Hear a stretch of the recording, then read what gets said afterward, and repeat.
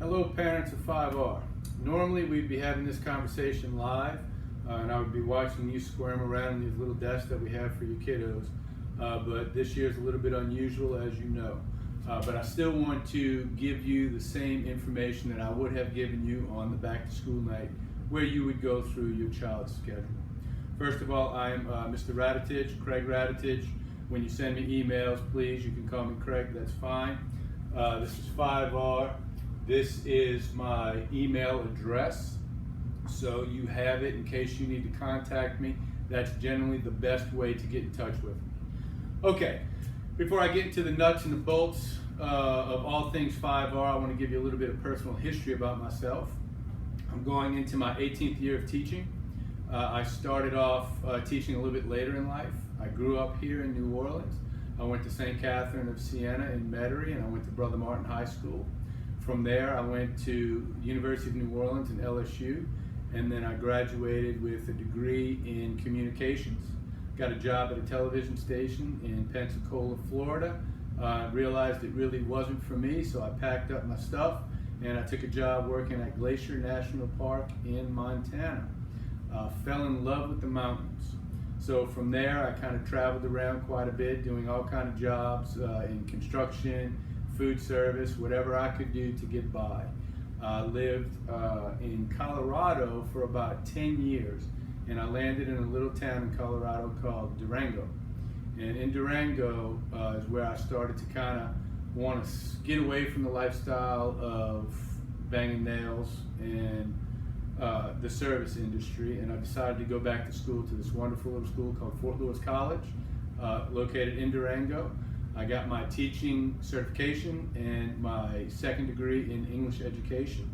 And it was there that one of my classmates told me about how he grew up in an international teaching family, and he grew up in Indonesia. And I thought that was a very romantic, interesting thing. As soon as I got my first 2 years of experience and my resume together, I pursued a job overseas. I landed in Nicaragua in Central America, and I taught there for 4 years. During my time there is where I met my wife. We actually started together my first week in Nicaragua. We met at the orientation. She didn't speak any English, I didn't speak any Spanish. We were friends. The friendship blossomed, and here we are 12 years later with two wonderful kids who are also students at Christian Brother. I have one 6th grader, Angelo, and I have a 4th grader on the Canal Street campus, Max. When I got into teaching, I taught for 2 years in New Mexico before I went to Nicaragua. I was there for 4 years. We came back here when Angelo was born. I taught at Esperanza Charter School right behind Jesuits Gym. It used to be called the Crossman School. Taught there for a year.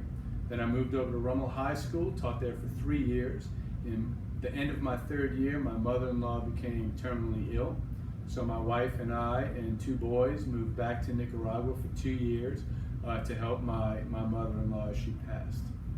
After that, we came back here. I taught for 1 year at Grace King High School, and then landed to which I consider my favorite job and the most awesome place you could ever imagine, right here in City Park at Christian Brothers. So I'm going into my 5th year here, my 18th total. I want to give you a little background on myself because I want you to get to know me. Some of you guys I already know, some of you I don't, but I still want to make sure that you guys know who it is that's in front of your kids every day. Now, on to the nuts and bolts. There are 3 main things that I want to focus on with your boys over the course of this year. And those 3 things are right up here. Responsibility, most importantly, accountability, and organization to help them with their success in school. So those 3 things in particular I think are very important for not only the success this year of your boy, but your kid's success as a high school student, as a college student, and as an adult in his life. I'm going to give them a lot of things. I'm going to put a lot on their shoulders, and I'm going to expect a lot out of them. I'm going to be tough on them, but I can tell you, the end of the year, your kids will be better off than they are here at the beginning of the year by us reinforcing these things together. Their responsibility, their accountability when they fall, and their organizational skills are going to go a long way. So I will be teaching your boys 3 classes. I will teach them spelling and vocabulary and study skills. I'll be teaching them English, and I'll be teaching them literature. Spelling, vocabulary, and study skills are going to kind of be one class.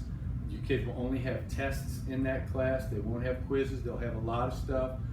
You'll figure out the routine soon and see that that's a class that your kids should do well in so long as they're following the routine. English is a class that students typically struggle in, and that might be one of the tougher ones for them. You may be experiencing some grades that you're not used to seeing. However, hang in there with your boy. Give him the opportunity to grow. So in English, we'll have quizzes, 2 tests per quarter. English is a difficult subject for many reasons. Biggest one is because it's boring, and it's hard for the kids to focus on those kind of things. However, we're not going to make excuses. We're going to make it happen, and your boys are going to become better in the English language, which in turn is going to help them with their writing, which is going to be one of the main focuses of literature. So in literature, we'll be reading short stories, novels. I'll be giving you the list of novels as we go forward. In the first quarter, we're going to read Old Yellow. I've already told the boys about this. They can get the paperback copy. They can get the electronic copy, whatever's easier for you. I'm open, doesn't matter.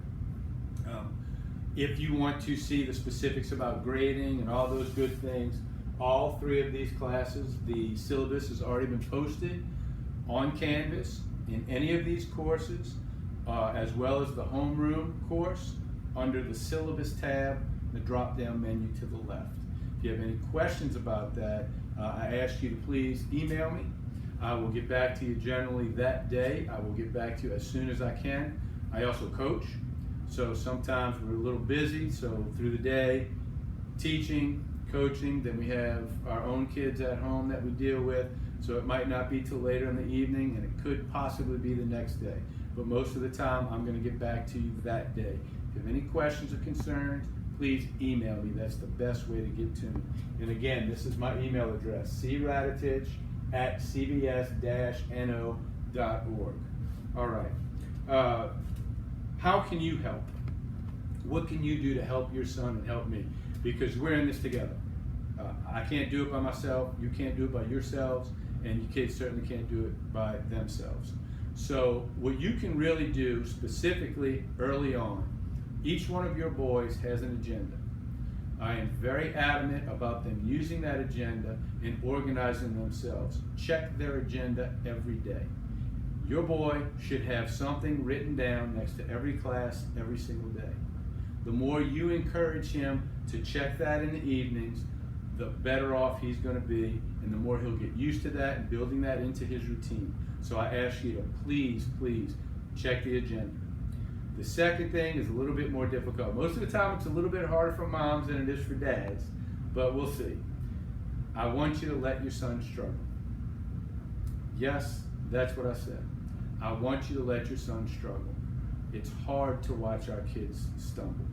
It's hard to watch our kids not experience the success that we want them to. But if you let them struggle and figure it out on their own, they're going to be better for it, not only for this year, but down the road. We have to have a little vision. This is an adjustment period for a lot of 5th grade boys who come in here. Some kids get it a little bit sooner than others. Our boys work at their own paces, but I assure you, this is a bright group of kids. After a week, I can already tell you, we're going to be fine in here. So when they experience their struggles early on, don't rush to bail them out. Let them struggle. Let them figure it out on their own.